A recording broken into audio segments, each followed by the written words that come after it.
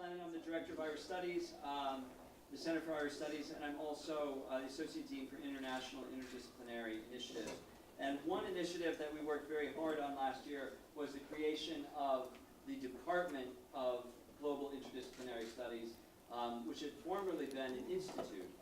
And in the new iteration, the new version of Global Interdisciplinary Studies, we have 7 different specializations, including 3 that are represented and co-sponsoring the event tonight: Africana Studies, Asian Studies, and Irish Studies. But there are 4 other specializations: Cultural Studies, Latin American Studies, Russian Area Studies, and one more. Oh, Arab and Islamic Studies. And then Gender and Women's Studies and Peace and Justice both have majors in the new department as well. So tonight, and there are some brochures here, but we are getting more printed, our first run. Tonight I want to welcome Dr. Peter O'Neill, who is here coming up from Georgia, where he teaches at the University of Georgia in Athens. He's an associate professor in the Department of Comparative Literature. We're very lucky to have Peter here tonight. His research has been instrumental in shaping how we are thinking about race and race formation in 19th century America. Particularly, Peter teaches comparative literature, teaches contemporary literature, and also Irish literature. His book, Famine Irish and the American Racial State, just came out in February of this year. It's in our library. And his earlier work, The Black and the Green Atlantic, Cross Currents of the African and Irish Diasporas, he edited with David Lloyd, who's an eminent Irish Studies scholar. I don't want to take up too much time up here because I want to turn it over to Peter. But Peter's work has given a necessary critique of narratives that are afoot in our culture at this moment. And I wanted to just point to one of these before Peter gets up here to give you a sense of what we're talking about. Now, as an Irish Studies scholar, I know that, and I've studied the history of Irish colonization and of Irish immigration to the United States. And our own university here, Villanova, was founded by Irish immigrants for Irish who were fleeing Ireland during the famine on Border Moor of the mid-19th century. But I want to put this image up, and it's a little disturbing, but I'd like us to just pause and think about it for a second. So there's a corrective in a sense that I think is needed. This is a meme that went around in Twitter. It was a very provocative and, well, I think we can look at it. How many Irish do you see rioting and demanding money for relatives who are slaves? There's a narrative that is being hijacked, in a sense, about Irish exceptionalism. And I think now is a good time to stop and think about how race formation happened in the United States, and whether we can compare suffering. That is always a problematic venture, but equivalencies between an Irish experience and an African experience, or an Irish experience and an Asian experience, can be very problematic and can be used in ahistorical ways. So I think it's important for us to just have a think about this, right? Yeah. And so Peter's work has been all across the nation. Everybody's talking about it in Irish Studies world. So I'm very proud and happy to welcome him here tonight. So please join me.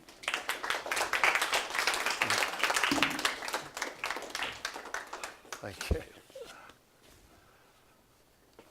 Well, I thank you so much, Joseph, for that, great introduction. Didn't recognize myself there. I hope I don't disappoint you. Can everybody hear me? Before I start, I want to thank Wendy too for the incredible work that she's done helping put this together and making it painless for me. So thank you for all showing up. As you can tell, I'm a native of Georgia. So I hope if you can't understand my Georgia accent, you all better come back at another time. All right, so let's get started. In his recent novel, The Underground Railroad, Colson Whitehead contrives to have different American states represent different white nationalist regimes. One such state is North Carolina. In Whitehead's rendering, it represents the absolute white supremacist state, a place where African American life has been expunged. Any remaining black person caught by roving vigilantes is hanged as ritualized, brutal entertainment for the white citizenry. Although white, this citizenry is multi-ethnic. Whitehead's slavery-era North Carolina has recruited European immigrants to take the place of enslaved labor and to maintain the white republic. In one municipality, a neighborhood called Irishtown teems with immigrants, most likely persons that fled their homeland during the famine in the mid-1800s. Most likely too, many in Irishtown are eager to prove their worth to the white supremacist state. One such Irish person is Fiona, a domestic servant who informs authorities that her employers are harboring a runaway slave. The latter is Cora, the heroine of Whitehead's book. Soon a mob sees about the employer's house, making ready to stone to death the couple whom Fiona has betrayed. Fiona herself holds forth on the porch. A girl's got to look after her interests if she's going to get ahead in this country, she tells a group of Irishtown women. Now, the story of Fiona and Cora serve as a fitting introduction to my talk, White Nationalism in the Green Atlantic. I plan to explore 19th century Irish America's encounter with other Americas, African America, Asian America. Not infrequently, as we shall see, famine-era Irish behaved like Fiona in the Underground Railroad. They looked after their own interests, even at the expense of others, in order to get ahead in the new country. In this, they were aided by the US state. Drawing a line that marked it as a racial state, the US classified the Irish as free whites, eligible for citizenship, and thus opened up a path to them towards Americanization. That is, towards American nationality, excuse me, towards cultural as well as legal acceptance. The Irish reciprocated, helping to develop US state institutions and often, like Fiona, embracing white nationalism. The talk thus reveals the often combustible and seldom laudatory intersection of white nationalism and Irish migration that I think we need to look at.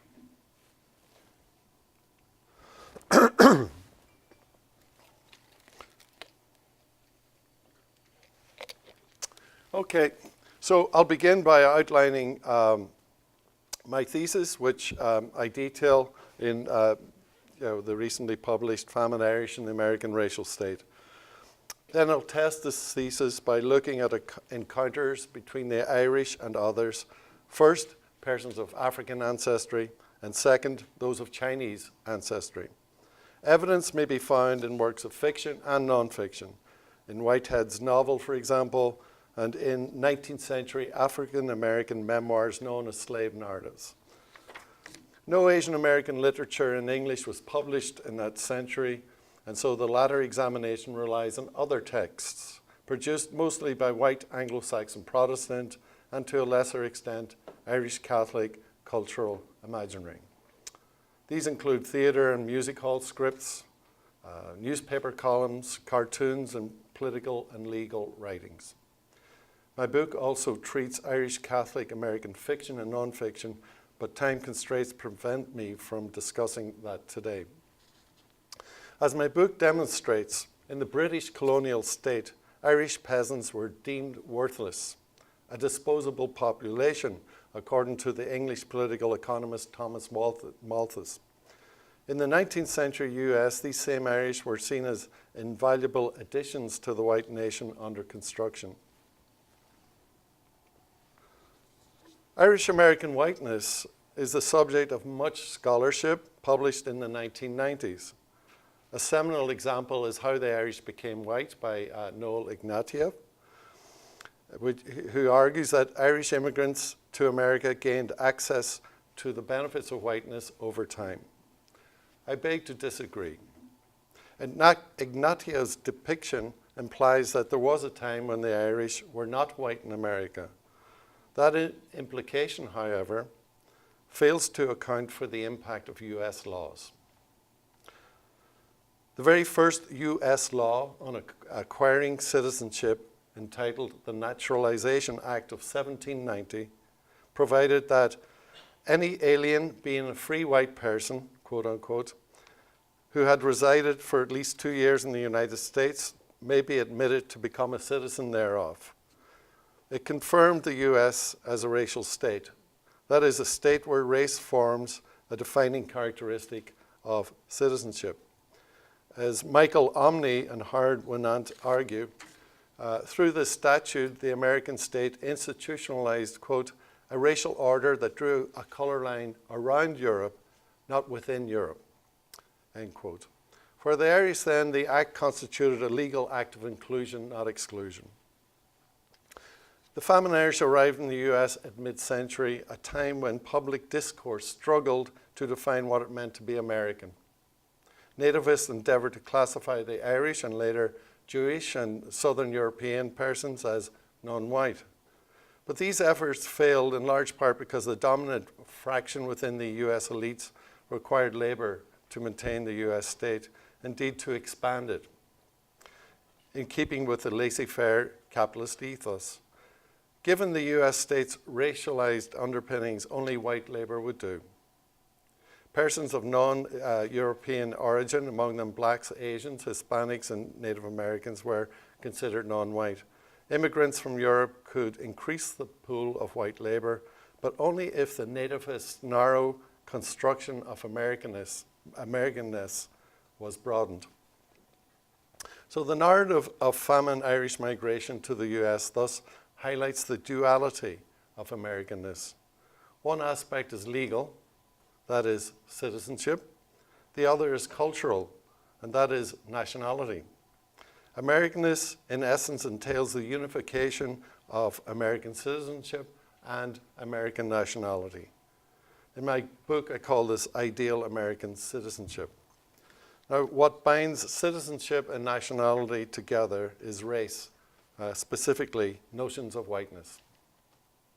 Then and now, the racialization of American nationality may foster what is called white nationalism, a term used in this talk to refer to the advocacy of a state structure in which rights of non-white people are restricted or denied. It is in this realm of American nationality or American culture that the Irish had to prove their whiteness. Let us turn to how they strive to do so by distancing themselves from persons that the dominant elites considered, as a matter of law and culture, non-white. To examine the interrelation of Irish America and African America, let us return for a second to Whitehead's 2016 novel, winner of both the Pulitzer Prize and the National Book Award. As reviewers have remarked, Whitehead applies some clever postmodern touches. Notably, the novel's title, Underground Railroad, refers literally to a railroad underground through which the novel's protagonists travel swiftly from state to state. Notwithstanding these fantastical flourishes, however, Whitehead's work is based on cold, hard fact. His extensive research included reading many 19th century African American slave narratives to which he pays homage. Among them is Incidents in the Life of a Slave Girl, published in 1861. Its author was Harriet Jacobs, who was born into slavery in North Carolina and fled north first to Philadelphia here in 1842. One of this narrative's many unforgettable passages describes the 7 years prior, during which Jacobs, having escaped the man who held her in slavery, lived in an attic of her grandmother's shack. Whitehead's nod in Underground Railroad to this passage in Slave Girl is evident in Cora's plight. Sheltered by Fiona's employers, Cora is confined to an attic crawl space where her view of the outside world is limited to a tiny hole through which she peers in desperation. In another linkage with Whitehead's Cora, Jacobs tells of encounters with Irish persons like Fiona. Some of the Irish Jacobs meets in New York try to cheat her, others sickeningly harass her son. At one point in Jacob's narrative, she complains bitterly about a reception afforded the escaped felon and Irish nationalist hero John Mitchell.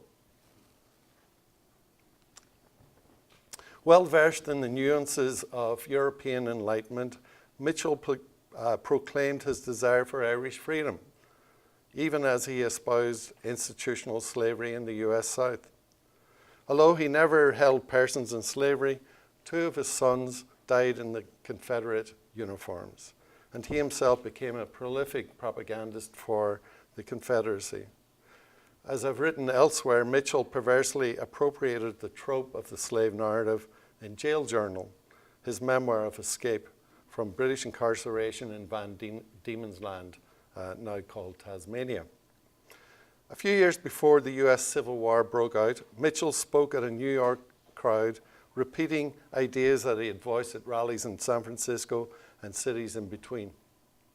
Jacobs reports that Mitchell, quote, was free to proclaim in City Hall his desire for a plantation well stocked with slaves, but there I sat, an oppressed American, not daring to show my face, end quote. It's perhaps little wonder that elsewhere in her narrative, Jacobs states wryly, I would 10,000 times rather my children should be half-starved paupers in Ireland than to be the most pampered among the slaves of America. The Irish also figure in the famed slave narrative, My Bondage, My Freedom, published in 1855. The author, Frederick Douglass, this is one of 3 autobiographies that he wrote, arrived in Ireland in 1845, the same years that the potato blight signaled the onslaught of Angorta Moor, or the Great Irish Famine. He received a generally friendly welcome. Indeed, the words of Douglas's narrative reveal that in Ireland he became the modern subject. Lo, I breathe the air, he writes, and the chattel becomes a man. Interactions with the Irish in America, however, were not so uplifting. Apart from one positive encounter with 2 Irishmen when he was an enslaved worker in a Baltimore shipyard, his experience with Irish America was overwhelmingly negative.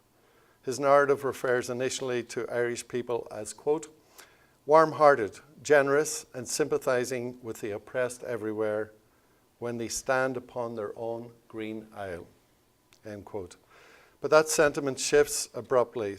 Referring to the Irish in America, he says that they, quote, are instantly taught on arriving in this Christian country to hate and despise the colored people. They are taught to believe that we eat the bread which of right belongs to them, end quote. Prejudice against people of color favors the Irish in the American workplace to the detriment of blacks. Douglas writes, quote, the old employments by which we have heretofore gained our livelihood are gradually, and it may be inevitably, passing into other hands. Every hour sees us elbowed out of some employment to make room, perhaps for some newly arrived immigrants, whose hunger and color are thought to give them a special favor, end quote. Douglas's observations point to a core plank in my book. To be precise, examination of the transatlantic Irish exposes the way a person's racial subjectivity depends upon the nature of the nation state in which the person finds him or herself. In pre-Civil War US state, founded on slavery, Douglas is chattel, a thing to be owned. Yet through his crossing to Ireland to borrow from Paul Gilroy, his Black Atlantic crossing, to a place that no longer condoned the enslavement of black persons like himself, Douglas becomes a man.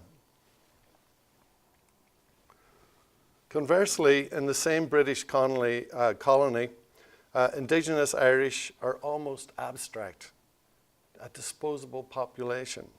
And yet, upon debarking in the US, they're valued free white persons. They find themselves inside the color line of US citizenship law, even as persons of African or Asian ancestry. Even US-born persons like Harriet Jacobs or Frederick Douglass exist outside of that line.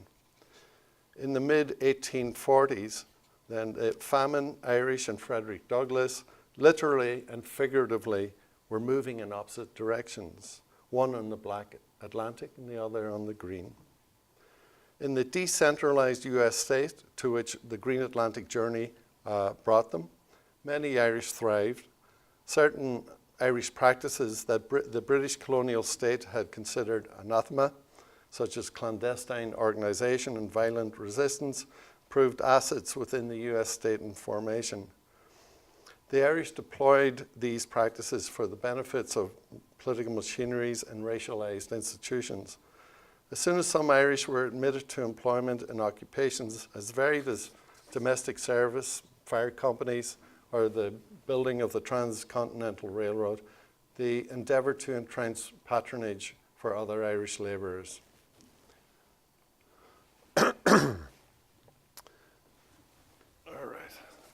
California, the state furthest from Ireland at the time, proved an especially fertile location for cultivating the Irish-American dream. There, even poorer Irish wielded influence on account of their sheer numbers. Every census in the late 1800s records increases. As you can see, in 1852, the Irish constituted 15.5% of San Francisco's population. By 1870, the year following the completion of the Transcontinental Railroad, the Irish contingent had swelled eightfold to almost 46,000, or 30.6%. The next decade saw another influx so that the Irish constituted fully a third of the population and formed the largest ethnic group in San Francisco. So for the remainder of my talk, I want to move it out west to the 19th century site where Irish America encountered Asian America. This location moves away from the black and white binary that tends to dominate analysis of Irish Americanization processes. Moreover, Irish-Chinese interactions present clear examples of how the Irish became central to the construction and consolidation of white American nationalism. The 1848 discovery of gold in the Sierras lured every ethnicity to California. Prominent among these were Irish immigrants, Irish famine immigrants, but also Chinese persons. The Pearl River Delta city of Canton, or Guangzhou, had enjoyed commercial exchanges with San Francisco, and when the news of gold arrived, many there possessed the resources necessary to cross the Pacific. Once the gold rush waned, Irish and Chinese prospectors made their way to San Francisco. There, their fates conjoined. Political cartoons of the time made explicit this interrelation. At least it was as it was perceived by WASP elites, and somewhat differently by the Irish. Whenever we see that? Yep. An example is this cartoon published in San Francisco in the 1860s. Its panels feature a map of the Bay Area over which are suspended the torso and legs of Uncle Sam, the striped trousers caricature signifying the United States. Sam's head is inside the ugly maw of a high-hatted leprechaun-like Irishman. Sam's boots are consumed by the shut-eyed man who is bald except for the braided queue jutting from his head. He wears the clothes of the coolie, a then current reference to Asian workers presumed to be coerced, submissive labor force. The great fear of the period this cartoon informs is that Uncle Sam may be swallowed by foreigners. The first panel posits the Irish as a menace on the par with the Chinese. By the third, the Chinese stereotype, having finished with Sam, devours the Irish stereotype, even donning the latter's high hat. Problem solved, the caption reads. The cartoon serves as a metaphor for Irish-Chinese relations in San Francisco. Taken as a whole, it demonstrates the California WASP's cultural imaginary disparagement of the Chinese and the Irish, both as a foreign menace to iconic America. The initial panels of this cartoon, which aligned the Irish with coolie labor, thus threatened to erode gains that the Irish had made. The cartoon goes further to provoke Irish anxiety. It warns that the Irish, in the end, the Chinese will win the fierce rivalry for the jobs. Demographics stoked Irish fear. The Chinese contingent grew to 4.8% of San Francisco's population in 1852. It fluctuates, but to nearly 22,000 or 9.3% of the population in 1880. The stream of Chinese, though relatively small, was steady. Its increase, moreover, coincided with the rapid growth among all segments. Wages dropped as the labor pool swelled, and that fueled animosity among groups. US-born workers resented the foreign-born, a fact reflected in the overriding anti-immigrant sentiment of this cartoon, and workers belonging to various foreign-born ethnic groups resented one another. The treatment of gender and sex lays bare many of the same anxieties. WASP elites pursued conceits of rugged male excuse me. I better have a swig.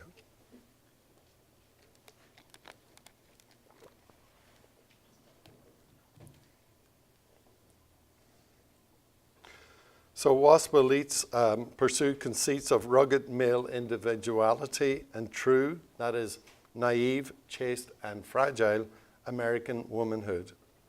Reliance on domestic service enabled these pursuits, yet it also posed some questions.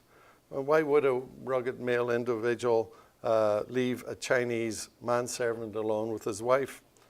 Why allow an Irish female perform heavy labor as a house servant? Stereotypes emerged to resolve these tensions. As we see here, they hyper-feminized the Chinese manservant and masculinized, even simianized the Irish woman servant. The latter stereotype is so entrenched that we expect to find Whitehead's Fiona among these beefy dames. Such depictions, which I've dubbed gender laundering, reveal an intimate relationship among gender, sexuality, and nationality. It is little surprise that the next generation of Irish women found cultural acceptance by adopting WASP matrons' ultra-feminine ways. Notwithstanding anxieties, numerous factors weighed in favor of the Irish. They were classified as white by law, as we have seen, and they were more familiar with English than most other immigrant groups. It's true that their Catholicism didn't sit well with California's WASPs, but the Brahmin set held less influence than in Massachusetts. California, moreover, the well-established Spanish-run Catholic Church was keen to welcome the Irish. At any rate, in the eyes of many Protestants, Catholicism was preferable to the non-Christian beliefs of Chinese immigrants, not to mention those of California's indigenous population, destined for ruthless extinction. The Catholic hierarchy came to depend on its expanding Irish flock, and California soon saw many Irish priests and nuns. Some of the state's richest men were Irish born, and they gave generously to build Catholic churches, convents, and schools. California's Irish also contributed to politics and won election to federal, state, and local offices well before such things were thought possible back east. This image illustrates their successes. It represents the 1869 Golden Spike ceremony in Ogden, Utah, which marked the completion of the Transcontinental Railroad. Irish-born San Franciscans present included California's first Irish governor, San Francisco's first Irish mayor, and Irish-born two U.S. senators, Irish-born, an outgoing and an incoming U.S. senator for California. The ethnic group whose labours were most responsible for the westbound line, that is the Irish, thus were well represented. The ethnic group most responsible for the eastbound line, however, is not. For the image omits Chinese persons, some of whom had given their lives for this marvel of engineering. Indeed, effort to stop further Chinese immigration soon would bear fruit. Some of the Irish immigrants at the Golden Spike ceremony would take part in the anti-Chinese campaign. Mullingar-born Senator Eugene Casserly, to name one, would assert, quote, "The Democratic Party has always held our institutions contemplated only the white race," end quote. Yet such politician statements would pale next to those of a fiery leader of an Irish-led movement who goaded them on. When it came to white nationalist animus, few in 19th century America could match Dennis Kearney, leader of the Working Men's Party of California, or WPC, vanguard of the anti-Chinese movement, and harbinger of how racism would corrupt the US labor market. Born in County Cork in 1847, the worst year of the famine, Kearney emigrated as a young man, and in San Francisco, Kearney acted out of bitterness coupled with an extraordinary knack for opportunism. The Irish dominated leadership positions in Kearney's WPC, which rallied round Kearney's famous cry, "The Chinese must go." Kearney received extended treatment in Iris Chang's 2003 book, The Chinese in America, A Narrative History. A gifted demagogue, Chang writes, quote, "Kearney soon became a crowd favorite, prescribing violent solutions for those with the courage to take matters into their own hands," end quote. Yet it is to be noted that he often advocated a bullets to ballot approach, absorbing the violent thrust of the mob and redirecting it towards the political arena. That said, Kearney's attribution of negative traits of the Chinese advanced a certain kind of politics, a politics that dovetailed with what we now call white nationalism. Keith Aoki writes that, quote, "The yellow peril stereotype embodied Asians as a threat to Western civilization in general and to the US specifically. These stereotypes were constructed within the US and performed a double duty. They policed Asians within the US and also served as a justification and rationalization for US imperialism in Asia," end quote. Kearney himself acted on behalf of the state, or at least the state's interests. His WPC became a key ideological state apparatus. Condoned by the US racial state, it divided workers and policed the populace according to racially drawn lines. It thus advanced the white nationalist cause. Irish-led anti-Chinese agitation aided discriminatory local, state, and federal laws. Especially devastating was the 1882 Chinese Exclusion Act, which stated, quote, "that hereafter no state court or court of the United States shall admit Chinese to citizenship, end quote. Then followed the 1892 Geary Act, named after a California Irish American Democrat. As affirmed by the Supreme Court, Jean Falser writes that it, quote, gave Congress power to decide who was a person. Because the Chinese were no longer persons, they lost any absolute right to remain, end quote. It is essentially defined Chinese as bare life, as non-persons in the eyes of the state. In Giorgio Agamben's terms, the Chinese had been included in the law solely to be excluded from it. Yet the role of the US racial state went beyond enacting racist laws, a fact that American studies in general under-theorizes. The state's role in the process of Americanization extended to inserting once foreign groups into the repressive apparatuses as police officers, sheriff's deputies, National Guardsmen, Union Guardsmen, and other militias, as well as firefighters and prison guards. The archival work I undertook in California a couple of years ago found clear evidence of this. Let's take a look first at the Irish. An inordinate amount of San Francisco Irish joined the state's repressive apparatuses, and so doing united their American citizenship with white nationality. Irish population surge coincided with a growth in policing. The Irish had dominated San Francisco's police department since its birth in 1849, with Athlone-born Malachy Fallon as its first chief. Between 1850 and 1899, 5 out of the city's 10 police chiefs were Irish.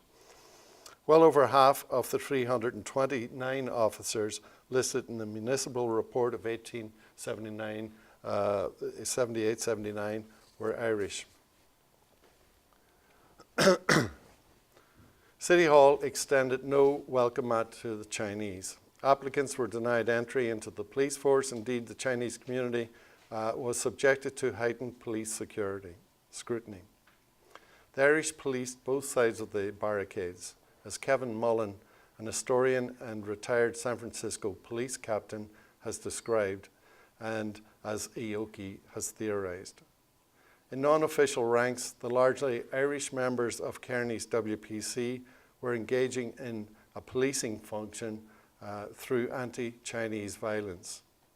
In official ranks too, Irishmen in the Irish police force helped police the Chinese population.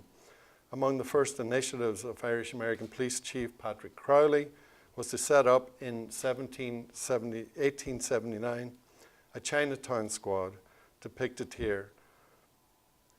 Like the department in general, had a decidedly Irish bent and a reputation for violence, and used illegal methods to discipline gambling, prostitution, opium, and other vices. Policing in the city was not the exclusive realm of the SFPD. Rather, as Jason Kaufman notes, it was loosely divided between federal, state, and independent militias. My own research revealed significant Irish participation. Independent Irish militias and National Guard units exemplified Irish worthiness to ideal American citizenship. Furthermore, as Kaufman speculates, the presence of so many armed Irishmen in San Francisco may have served to deter nativist anti-Irish violence there. Other city departments likewise provided employment. Of the 279 firefighters listed in the 1879 municipal reports, 149 bore Irish surnames. Many fire companies were entirely Irish. 10 of the 20 sheriffs between 1850 and 1899 were Irish American.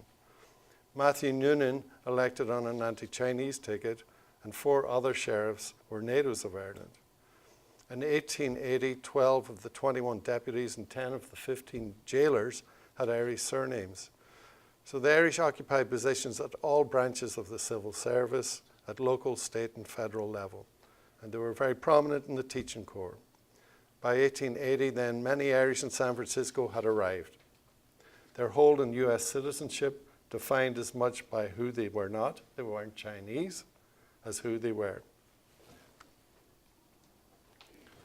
That said, even though the Irish enjoyed, some Irish enjoyed prosperity and prestige in San Francisco, many more encountered hardship and misery, and that doubtless fed Irish hostility towards members of rival ethnic groups.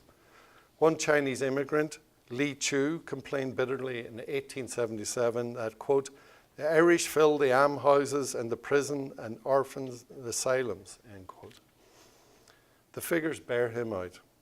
By way of an example, the city's almshouse, pictured here, fully half the foreign-born inmates were Irish. My research shows an inordinate number of Irish-born likewise filled public hospitals, orphanages, and jails, not to mention the city morgue. Undoubtedly, then, fear that the loss of work might return the Irish to the desperation of the famine days had fled, that the Irish had fled, made many susceptible to allegations that another, in San Francisco, the Chinese worker, was responsible for society's ills. There's no shortage of Irish like Kearney who performed the ideological work of the racial state and embraced an American identity warped by white nationalism. Today, we're confronted by the reemergence of cancerous notions of white nationalism. In pondering this, we must endeavor to expose white nationalism's sordid roots. Unfortunately, one such root may be found in the history of the Irish in America. Recall the words of Colson Whitehead's Irish-American domestic servant, Fiona. "A girl got to look after her interests if she's going to get ahead in this country." Now, it'd be easy to dismiss these words as a villainous quip. But as I've shown, Fiona's words portend something more grave. They point grimly to a reality that many Irish lives in the 19th century American racial state. We must come to terms with that reality if we are to find a different way forward. Thank you very much.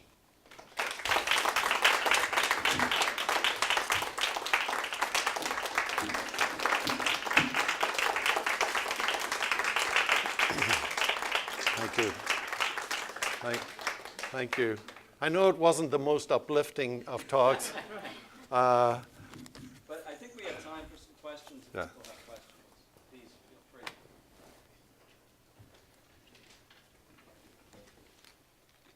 We can take a minute. I just wondered if you could talk more about how so quickly it seems like there was a transformation from being, I liked your point that you said, actually, they were always white. Yeah. They were always by law Yeah. a white citizen, Yeah. possibly. But how did they so quickly go into all those positions of being servants of the state?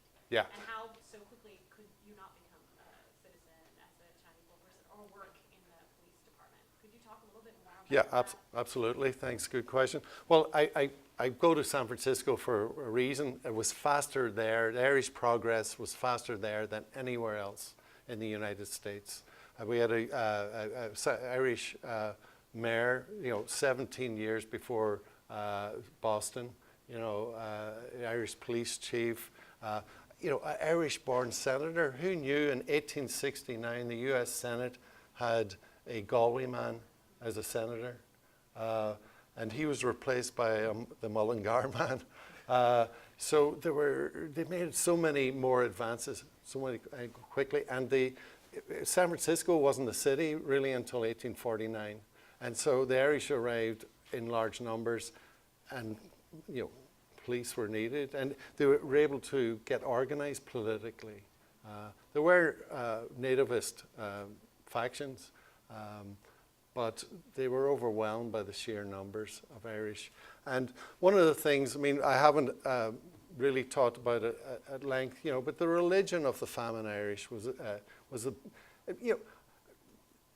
I think the religion, the Catholic religion of the Famine Irish was the biggest impediment as regards the WASP mentality towards them than any sort of racial difference, in all honesty, because they viewed Catholicism as a foreign. It wasn't compatible with the budding democracy that the United States was, and that, you know, you can't be loyal to a foreign, you know, leader and be loyal to the United States. So, you know, the Catholic Church, you know, these fantastic figures like John Hughes and Archbishop John Hughes of New York quickly Americanized. I mean, he set about quickly to Americanize the Catholic Church, and he was actually incredibly successful. You know, at the very highest levels of U.S. government, the Irish were recruited. For example, President Polk summoned, during the Mexican War, summoned Hughes to the White House and asked him would he go to Mexico with the U.S. Army and assure the Mexicans that, you know, they weren't out to pillage the churches and so on. Hughes didn't, but he went to Georgetown and got a couple of Jesuits to go instead. He went in a diplomatic mission on behalf of Lincoln to Paris and to Rome in 1861. I mean, high-level diplomatic missions on behalf of the U.S. He was one of the biggest recruiting sergeants during the Civil War. I just love him. He's a fascinating character, very full of contradictions, like all of us, but one of the great figures of the 19th century that is not really known that well.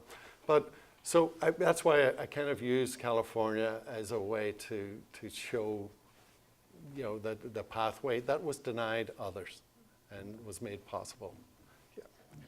Follow up on Deegan's question, because I was thinking about this too, and the exceptionality. Yeah.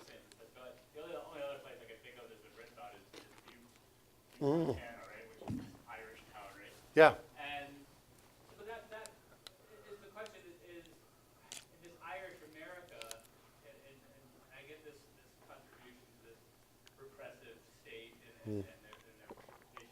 But is there diversity within this Irish America? Yeah. And then also, Yeah. not only in terms of place, geography Yeah. is one thing, right? Yeah.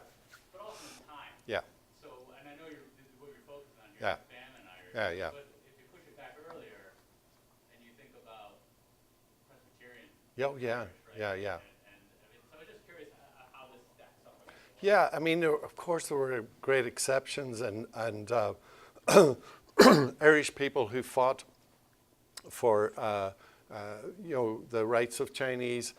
In fact, that first senator I mentioned, Senator Conness from County Galway, was a great champion of Chinese rights and Chinese immigration, and he also was a close associate with Lincoln and was an abolitionist and was an amazing, you know, really good man. He also made a lot of money in the railroads. He's a great businessman. But, you know, and there were the San Patricios. There was a lot of, you know, there were Irish people, of course, doing great work. And there's also great Irish suffering. It wasn't that this was an easy path. But what I think it's important to recall, you know, when we talk about our Irish American past, that we are, especially in this day and age, in the politics of you know, racial division here, that we do not you know, see whatever hardships the Irish had were anyway equivalent to what the Chinese or African Americans suffered. I think it's important for us to acknowledge that difference if we're going to move forward. And on the Presbyterians, Yeah, yeah. just to follow up on Greg, and I'm also curious about, so what was the relationship ever between nativists and Irish? So were there Irish Presbyterians involved with nativists? Was there Irish Catholics ever involved with nativists? Yeah. And maybe just give us a quick gloss on nativists in case we're... Yes, I mean, when we think of nativists, we think of, you know, white Anglo-Saxon Protestant men, and anti-Catholic. And that was certainly the case in the East Coast. But an Irish person, there were nativists with Irish names, but maybe not Irish accents. Very quickly, within a generation, Irish Americans could quickly side with nativism. But again, California offers us a clear example of this in the Working Man's Party of California. If you go, the entire leadership was Irish American, not entire, but 90% were, and it was documented that the Irish were very much drove this movement, and that was a white nationalist movement. It was, keep America white, keep the Chinese out. So, and in a way, because the Irish felt threatened because of these cartoons that appeared in WASP periodicals and so on in San Francisco. Of course, they were threatened, so they wanted to distance themselves. I hate to sit in judgment. I don't know what I would do if I was back in those days. On all honesty, but that's really what was going on. That they had to prove their suitability by denying it to others. It was the way forward, and they were nativists. Maybe we have time for one last question. We haven't had any student questions. Yeah. It's faculty that we should be quiet and let you guys speak. Thoughts, questions? Yes. In your presentation, you talked about the problems that can arise with experience of being compared instead of their severity between the Irish and the Africans. How would you suggest that that topic is readdressed so it's not as problematic and readdressed how bad it was for everyone? Yeah. Actually, it's a really good question, and I think how you address it is going into, this is uncomfortable stuff. It's not, this isn't a subject that I like to talk about. There could be more cheerful things to talk about. I can't think of any. No, but it's a conversation we have to have. I think we have to go back to the roots to explain the present, and because the present is there's revisionism upon revisionism in the present. The present, the past is people being distorted for political purposes by people. And I think as academics, it's our duty to go back and look at the facts, to go into the archives, to look at actually what went on, not what someone says went on, but actually get down and read the newspapers, read the political reports. Go and get dirty in the archives, because there's evidence there that needs to be brought to light. And as young scholars, this is why I urge you. This is why it's important for you to come to talks like this and yourself go and learn yourself. There are so many great resources for you to find out about 19th century American life, because this is a great country, and I think we need to work to make it better, and to do that we have to go back and look at every detail, I think. Yeah. Thanks, everybody. Thank you. Thank you.